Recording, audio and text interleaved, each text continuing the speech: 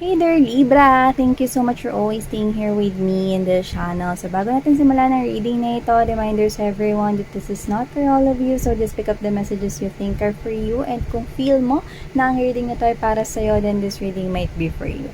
So, wala tayong gender dito at timeless din ito mga babes. Okay? So, ano pang waitings natin, Libra? Let's dive right into your reading and let's see what do we have here for you guys.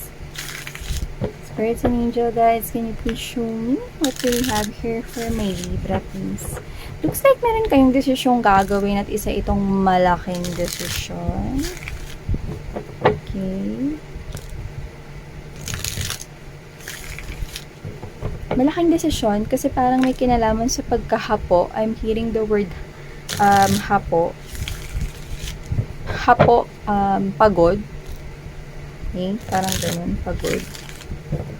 Pwedeng pagod na kayo sa isang sitwasyon na to. Maybe it has been difficult and hard for you to make a decision kaya lumalabas na isang malaking decision ito. Okay? Pero no need to worry because a blessing is coming after that malaking decision. Okay? Nakikita ko yun for you, Libra. Huwag kayong matakot. Bitawan yan kung mabigat at mahirap yan for you guys. Okay? Kinakailangan talaga na makahinga or kayo ay makaramdam rito ng kaginhawaan, no? Hindi komo dahil komportable kayo sa isang bagay ay magsistay na kayo. Hindi komo dahil may sentimental value yung bagay na yan, magsistay na kayo, okay? So, hindi natin tinatanggal yung sentimental value ng bagay na yan, pero sa nakikita ko rito, mukhang pagod na kayo at kinakailangan na talagang magdesisyon dito because it's just going round and round in circles, no? Kaya kailangan sigurong mag-end, pero don't worry because I saw while shuffling, no, na pag yan ay binitiwan mo at gumawa ka ng isang malaking desisyon na bitiwan yung pagkahapo na yan, kung ano man yan, no? Kahit may sentimental value pa yan, yung kapalit niyan ay mas malaki at mas maganda. Okay? See? Look at this. You are stuck right here. Hindi mo yan binibitawan because pwede kasi may mga other people involved dyan. Okay? Maybe ayaw mo kasi na ma-judge at masabihan ka ng iba, kaya ayaw mong bitiwan yung bagay na yan. Maybe if it has something to do with work, pwede kasi ang tagal ko na kasi dito sa trabaho na to eh. Pero yun nga, may mga pagbabago na dyan sa trabaho na yan, mga babes, na hindi nakabuti for you. Pwede kasi yung mga pagbabago is negative, no? And mukhang hindi na napoprovide, no, yung mga pangangailangan mo, and this is you na napapagod ka na sa sitwasyon na paulit-ulit na ganyan, no. You're stuck in that kasi pwedeng mababait naman yung mga tao dyan, wala ka namang problema, pero yung trabaho, yun yung parang may problema, or yung policies ng trabaho na yan, or kung businessman yan, no. Pwede kasing businessman yan na kahit napamana yan sa'yo, kasi may sentimental value eh. Kunyari, example lang yung mga binibigay ko mga babes, no. Basta something na may value. Okay? Pwedeng pamana yan sa'yo, pero ngayon hindi na kasi yun nagkiklik or hindi na kasi yan yung trending, kaya medyo palugi or parang hindi umuusad yung money flow, no? Hindi nag-a-ascend. Okay? It's time for you to let that go because I can see, no, na meron ditong mas nagniningning, no, na oportunidad. At kung ito man ay love and relationship commitment, no, yung ayaw mo kasing ma-judge dito, masabihan ng iba na pwedeng, ay, tagal-tagal na nila, tapos nakipaghiwalay pa siya, no, is, wala naman silang pakailang mga babes, no, hindi naman nila alam kung ano nangyayari sa relationship ninyo, okay? This is for those who are living in a toxic situation with his or her ex-partner, diba? Wala naman kaalam-alam yung ibang tao. Lahat naman sila puro mga opinion at feedback lang naman yung mga sinasabi nila. Pero, hindi naman sila yung nasa loob ng relasyon. Ikaw yung nakakaalam nun. Ano bang nangyayari? What's really going on inside the relationship? Diba? Wala silang alam dun. So, diba? Kung magsalita sila, edi, ano naman? Diba? I can see na kung ano man yan, you need na bitawan yan at gumawa ng malaking desisyon na ikat yan sa buhay mo. See? Because there is an opportunity. Tinan mo, nagniningning, oh, yung new beginning sa likuran mo. Okay? May bagong simula akong nakikita dito sa inyo. Tingnan mo, wala pa nga tayong nilalapag dito, 'di ba? Kanina kumuda pa lang ako mga babes, 'di ba? Kasi yun yung nakita ko at na-sense ko for you guys. And I can see that there are healthy connections and healthy people na masusuporta sa'yo sa new beginning na ito. Okay? Nakikita kita dito mga babes, no? Na isa ito magandang simula. Kasi tingnan mo yung rays of sun sa likod mo, bongga, 'di ba? So, nakita ko rito, no, na ano man yan, hindi mo kailangan manatili dyan forever. Hindi mo kailangan manatili dyan forever, Libra. So, nakikita ko rito na merong bagong simula for you guys. Ayan. Room natin. Okay. See, there is an attachment right here, diba, with the double energy. Excuse me. Yeah, look at that. I love it. You just need to take your one foot forward here. Okay, I can see you taking a new direction here. This cat, yan, itong cat na ito, those are your family, friends, genuine people around you, no, na makakasama mo sa journey na yan. At hindi yung mga lore na kung sino-sino pa ritong mga negative, no, na mga nagde-drain lang ng energy mo. I can see you here waiting patiently, no, at nakikita ko rito na makikita mo.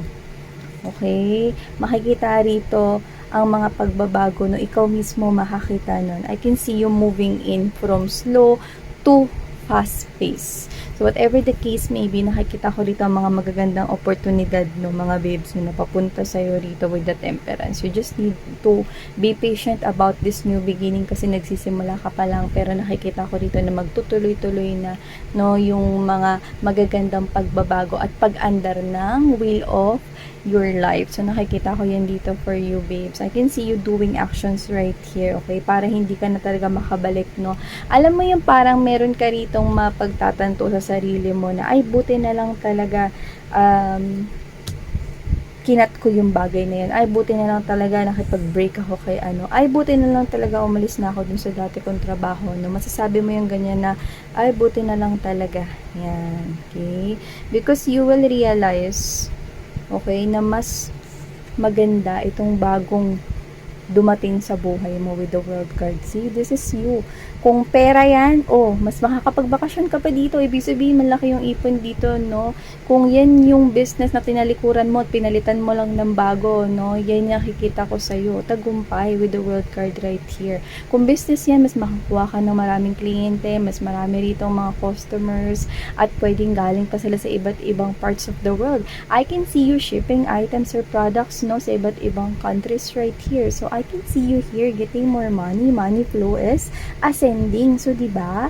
At kung ito man ay career or business, nakikita ko no, na mas ma-appreciate at mas mapoprovide ng ibang kumpanya ang pangangailangan mo, no? At masusuklian dito ang skills, ang iyong time at effort na ibibigay sa iyong work. So, nakikita ko rito na magiging healthy ang living mo rito. I can see that if it is somewhat a love and relationship for other people, I can see, no, na dito mas mararamdaman mo yung pakiramdam ng pagiging malaya.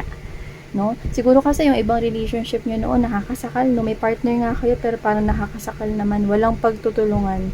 Okay? Parang, ang nangyari dun is parang habang tumatagal kayo is, I'm hearing, sour. Yan, no? Parang maasim, no? Habang tumatagal, no? Umaasim mga babes, no? Ang inyong relationship with that person, no? So, nakikita ko dito, mga babes, na kinakailangan nyo talagang gumawa ng malaking move. Okay? Step year 1, put forward. Okay? I can see you here making a decision. Okay? Ito yung same na, yan, yung mukhang butiki na yan, no? Yan yung nandoon sa King of Wands energy. And the King of Wands is someone who is very recharged, very passionate, very excited, no? Naabutin ng lahat ng kanyang mga pangarap dito. So, I can see you here getting excited, no? Talagang mabubuhayan ka dito sa panibagong oportunidad na to, no? Kapag kabagong love life yan, new love yung nakikita ko sa'yo rito na darating na mas nakakahigit pa dyan sa toxic mong ex. Okay? I can see, no? Na isang merong pangarap sa buhay ang darating sa buhay mo.